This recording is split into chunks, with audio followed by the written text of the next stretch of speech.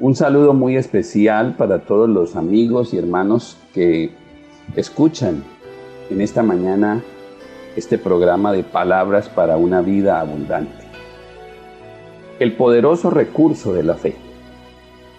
La fe es un recurso poderoso para sostenernos fieles a Dios en tiempos de crisis.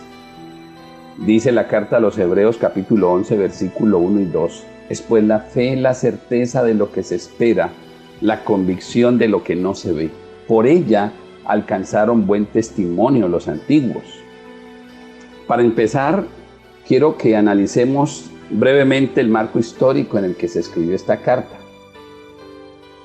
Esta carta fue escrita probablemente alrededor de los años 70 del primer siglo, después de la muerte de Nerón, el emperador romano, quien fuera el artífice de una de las persecuciones más crueles a la iglesia del siglo I. La tradición cristiana afirma que Nerón fue quien mató a muchos cristianos, mató al apóstol Pablo y al apóstol Pedro, entre otros. Para el momento que se escribe esta carta, quizá ya la persecución abierta y declarada por el imperio había menguado un poco, pero sin duda en algunos hermanos aún había secuelas de dolor, temor, tristeza y preocupación. Y es que lo que acababa de suceder lógicamente los había golpeado profundamente. Por tal motivo es que el autor de la carta a los Hebreos le da un carácter principalmente exhortatorio, pues uno de sus más importantes objetivos es animar a las comunidades cristianas que estaban visiblemente afectadas por la instigación del Imperio Romano. Así lo deja ver el autor en el capítulo 10, desde el versículo 23, dice: mantengamos firme, sin fluctuar, la profesión de nuestra esperanza, porque fiel es el que prometió. Y considerémonos unos a otros para estimularnos al amor y a las buenas obras, no dejando de congregarnos como algunos tienen por costumbre, sino exhortándonos, y tanto más cuanto veis que aquel día se acerca. Y del versículo 32 les dice: pero traed a la memoria los días pasados en los cuales, después de haber sido iluminados, sostuvisteis gran combate de padecimientos. Por una parte, ciertamente con vituperios y tribulaciones fuisteis hechos espectáculo, y por otra, llegasteis a ser compañeros de los que estaban en una situación semejante, porque de los presos también os compadecisteis, y el despojo de vuestros bienes sufristeis con gozo, sabiendo que tenéis en vosotros una mejor y perdurable herencia en los cielos. En medio de este ambiente de aflicción y tensión, el autor concibe la carta en la que a lo largo de ella entreteje algunas enseñanzas doctrinales con consejos y recomendaciones prácticas, con el propósito de afianzar la fe de sus lectores cristianos en las promesas de Dios. En medio de los desalientos, temores y sufrimientos vividos en ese momento de la historia, se nota el esfuerzo del autor por animar a la iglesia a mantenerse firme en la fe y no desmayar, a pesar de toda la tribulación que hacía muy poco habían experimentado y que algunos aún estaban viviendo. Y a todo esto se le suma la presión moral de su entorno social y familiar seguramente. Todo esto generaba un ambiente de tensión a las congregaciones y les hacía sentir mucha hostilidad del entorno. En razón a todo esto, algunos creyentes estaban cayendo en el desánimo y el abandono de la fe, lo que hace que el autor redacte este documento con mucha urgencia, abordando el tema de la fe con el principal propósito de consolar, animar y alentar a la iglesia a seguir adelante a pesar de las situaciones difíciles. Y por eso les dice en el versículo 35 del capítulo 10, no perdáis pues vuestra confianza. Tiene galardón, grande galardón, porque os es necesaria la paciencia para que, habiendo hecho la voluntad de Dios, obtengáis la promesa.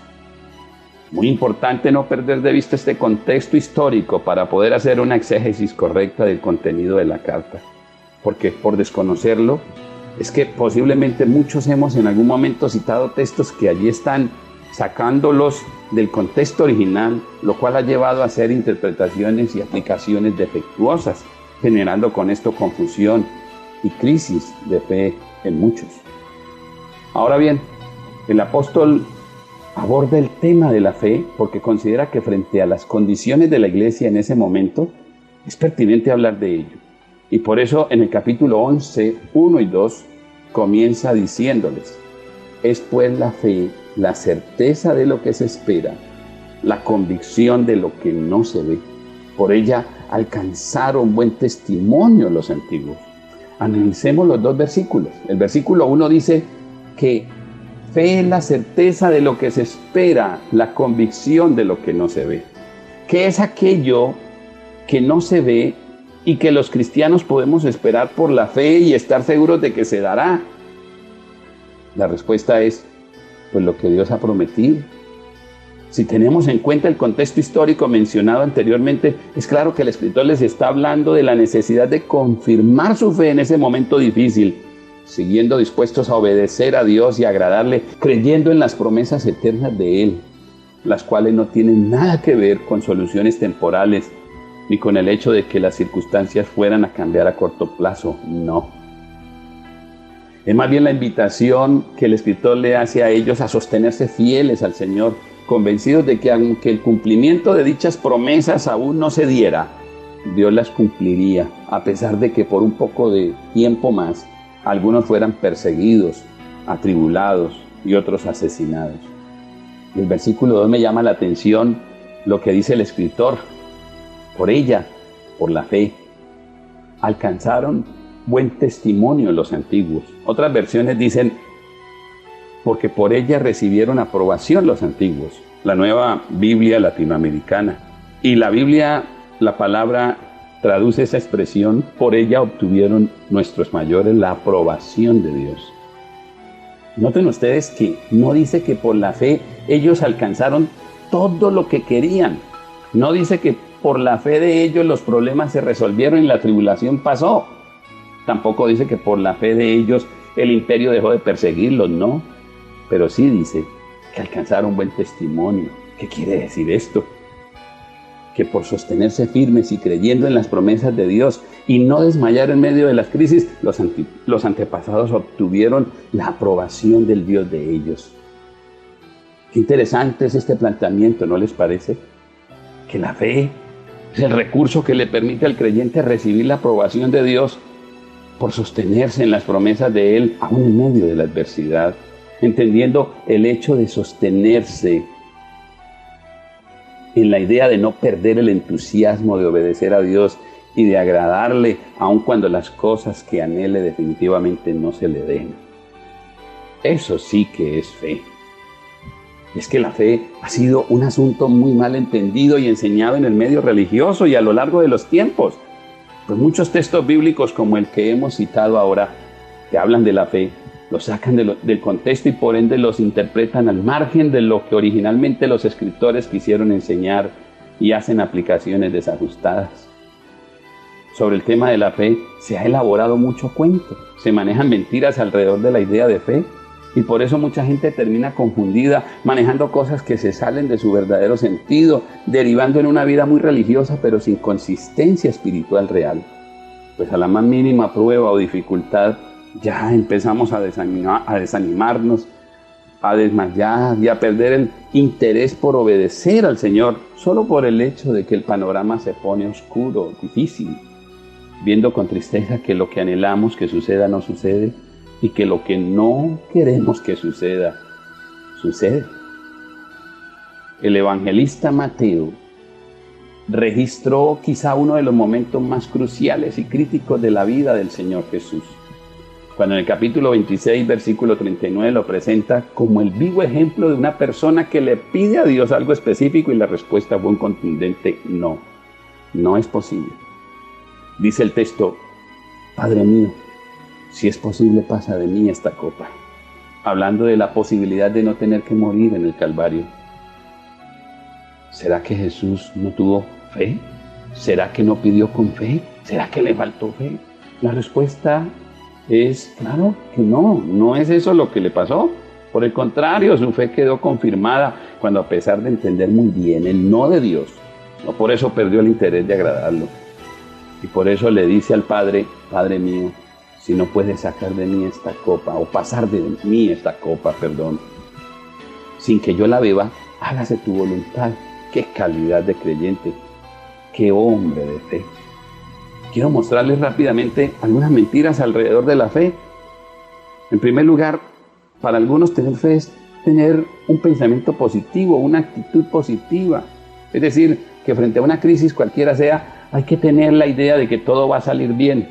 No es que sea malo desear que todo salga bien, sino que lo malo es quedarnos allí desconociendo que es muy posible que las cosas no terminen bien, pero que a pesar de eso, Dios siempre estará sosteniéndonos hasta el final.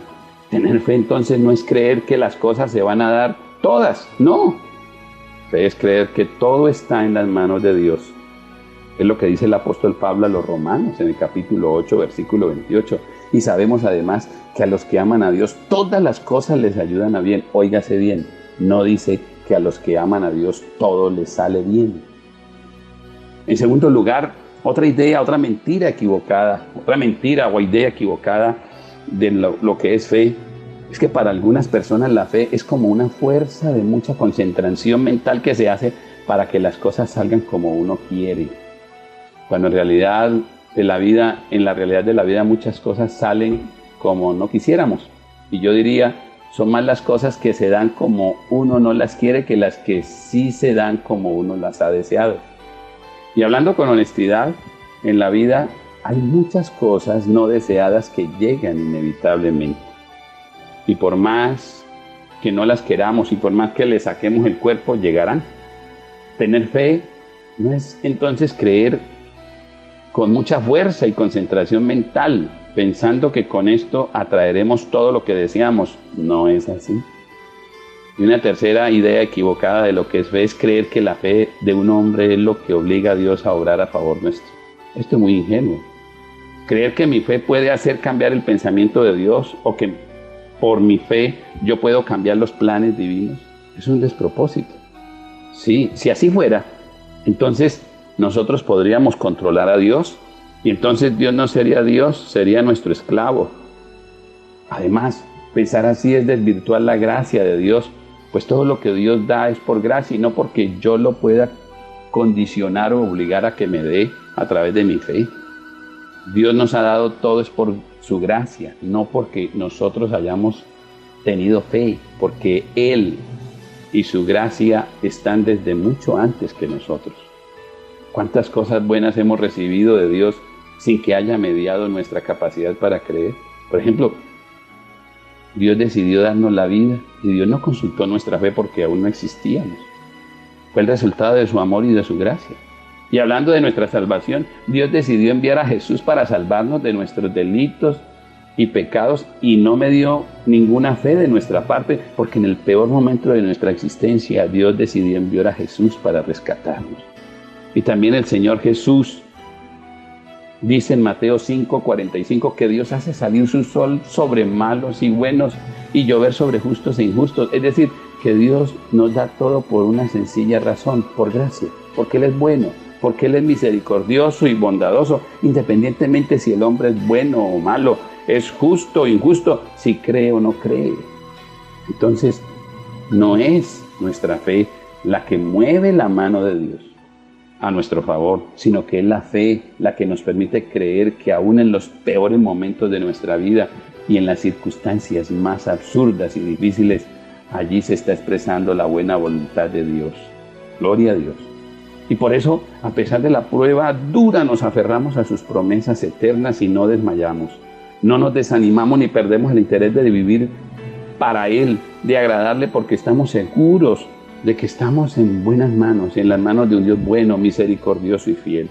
Con razón, el escritor de la carta a los Hebreos 11, allí mismo en el versículo 6 dice, pero sin fe es imposible agradar a Dios, porque cuando una persona pierde la fe, quiere decir que perdió todo interés de agradar a Dios, porque ya las promesas de Él no son el estímulo para seguir creyendo y para seguir viviendo. La fe auténtica es entonces el recurso poderoso que nos permite en medio de las crisis estar sostenidos en lo que Dios ha prometido, no esperando una respuesta o una solución inmediata, sino convencidos que el Dios que prometió cumplirá su palabra aún más allá de nuestra muerte. porque Él es fiel a sus promesas. Los hombres de Dios siempre han logrado a lo largo de la historia permanecer fieles a Él en medio de la adversidad, porque la fe ha sido el recurso para sostenerse firmes creyendo y confiando absolutamente en las promesas divinas, aunque muchas cosas no se den ni se logren en esta vida. Es eso lo que deja ver el autor en el capítulo 11. Y a partir del versículo 13, después de hablar de sus antepasados como hombres y mujeres de fe, dice: conforme a la fe murieron todos estos sin haber recibido lo prometido, sino mirándolo de lejos y creyéndolo y saludándolo y confesando que eran extranjeros y peregrinos sobre la tierra. Porque lo que estos dicen claramente dan a entender que buscan una patria. Pues si hubiesen estado pensando en aquella de donde salieron, ciertamente tenían tiempo de volver, pero anhelaban una mejor, esto es celestial, por lo cual no se avergüenza de llamarse Dios de ellos, porque les ha preparado una ciudad. ¿Y qué más digo? Dice en el versículo 32, porque el tiempo me faltaría contando de Gedeón, de Barak, de Sansón, de Jefté, de David, así como de Samuel y de los profetas, que por fe, es decir, por la capacidad de ellos para sostenerse firmes en las promesas de Dios, conquistaron reinos, hicieron justicia, alcanzaron promesas, taparon bocas de leones, apagaron fuegos impetuosos, evitaron filo de espada, sacaron fuerzas de debilidad, se hicieron fuertes en batallas, pusieron en fuga ejércitos extranjeros. Las mujeres recibieron sus muertos mediante resurrección, pero otros, es decir, aquellos que también por sostenerse en la fe, convencidos en las promesas de Dios, aceptaron un destino diferente antes que desistir de agradar a Dios. Esos otros fueron atormentados, no aceptando el rescate a fin de obtener mejor resurrección. Otros experimentaron vituperio y azotes, y además de esto, prisiones y cárceles. Fueron apedreados, oigan, por la fe. Fueron aserrados, puestos a prueba, muertos a filo de espada, anduvieron de acá para allá, cubiertos de pieles de ovejas y de cabras, pobres, angustiados, maltratados, de los cuales el mundo no era digno, errando por los desiertos, por los montes, por las cuevas y por las cavernas de la tierra. Y todos estos, aunque alcanzaron buen testimonio mediante la fe, note, es decir, aunque obtuvieron la aprobación de Dios por su fe, no recibieron lo prometido, proveyendo Dios alguna cosa mejor para nosotros, para que no fuesen ellos perfeccionados aparte de nosotros. Por esto, el apóstol, en el capítulo 12, del versículo 1 al 4, atina a remitirnos a Jesús, invitándonos a poner la mirada en Jesús, porque Él es el vivo ejemplo de un creyente perfecto, de un modelo de creyente, de un hombre que frente a la adversidad no declinó, no desmayó, no desistió en el interés de agradar a Dios, obedeciéndole hasta la muerte, porque estaba seguro de que las promesas de su Padre no eran vagas ilusiones, sino verdades eternas. Y dice el autor de la carta a los Hebreos en el capítulo 12, por tanto nosotros también, teniendo en derredor nuestro tan grande nube de testigos, despojémonos de todo peso y del pecado que nos asedia y corramos con paciencia la carrera que tenemos por delante. Puesto los ojos en Jesús, el autor y consumador de la fe, el cual por el gozo puesto delante de él sufrió la cruz, menospreciando el oprobio, y se sentó a la diestra del trono de Dios. Considerad a aquel que sufrió tal contradicción de pecadores contra sí mismo, para que vuestro ánimo no se canse hasta desmayar. Porque aún no habéis resistido hasta la sangre, combatiendo contra el pecado. Mi querido hermano y amigo que me escuchan esta mañana, nosotros también estamos viviendo un tiempo muy difícil, no ocasionado por las mismas situaciones de la Iglesia Apostólica del siglo I. Sin embargo, sí es un tiempo para algunos de mucha tristeza, de miedo, de temor y, por qué no decirlo, de mucha tribulación, producido por esta pandemia que va dejando a su paso enfermedad, muerte, dolor, sufrimiento y muchas otras cosas. Pero para este y otros tiempos de crisis que seguramente vendrán, la alternativa siempre será la misma, y el recurso que Dios nos garantiza siempre será el mismo, el de aquellos hombres de la historia, la fe. La fe como recurso poderoso con el que nos sostenemos, aferrados a las promesas eternas de Dios, y que nos permite creer que aunque estemos pasando por momentos muy difíciles, podemos estar seguros que Dios tiene el control de todo y que a Él nada se le escapa. Esa fe que, como dice el escritor de la carta a los Hebreos, nos permite tener la certeza y la convicción de la realidad de las promesas de Dios y esperar en ellas, y que aunque no se vean, son ciertas y verdaderas, lo cual nos alcanzará para tener un buen testimonio delante de Dios. Que Dios nos ayude a desarrollar esa fe genuina que nos permite descansar confiados en sus promesas, conscientes que si la tragedia nos alcanza, Dios estará allí para sostenernos, para consolarnos, para fortalecernos, y convencidos también de que si la muerte toca nuestra puerta producto de este virus fatal o de otro elemento, Dios guardará nuestras vidas aún más allá de la muerte. Oremos a Dios pidiéndole que por favor nos ayude, que por favor nos revele qué tan consistente o frágil es nuestra fe, para que podamos construir nuestra vida sobre la base de esa fe de calidad. Padre eterno, gracias te doy por la palabra de esta mañana. Gracias Dios, gracias porque tu palabra nos revela la verdad de fondo, Señor. Nos deja ver la realidad de muchas cosas que vivimos como experiencia de nuestra vida. Te pedimos, oh Dios, ayúdanos por favor, ayúdanos a ver, revélanos las condiciones reales de nuestra fe, la consistencia de nuestra fe, porque podemos estar viviendo una fe equivocada, basada en criterios de ilusión, de fantasía y no de realidades. Ayúdanos, oh Dios, a desarrollarnos en esa fe consistente, esa fe que nos permite estar aferrados a tus promesas eternas, y que pase lo que pase, Señor, en nosotros siempre habrá el interés de agradarte, de vivir para ti y de hacer tu voluntad. Muchas gracias, Señor, en el nombre de Jesús. Amén. Si a usted esta reflexión le ha generado inquietudes sobre el tema de la fe, le invito a que nos contacte para que podamos ayudarle. Tenemos un muy buen equipo de pastores y líderes capacitados para orientarle en este y otros temas de mucha importancia para su vida. Dios los bendiga.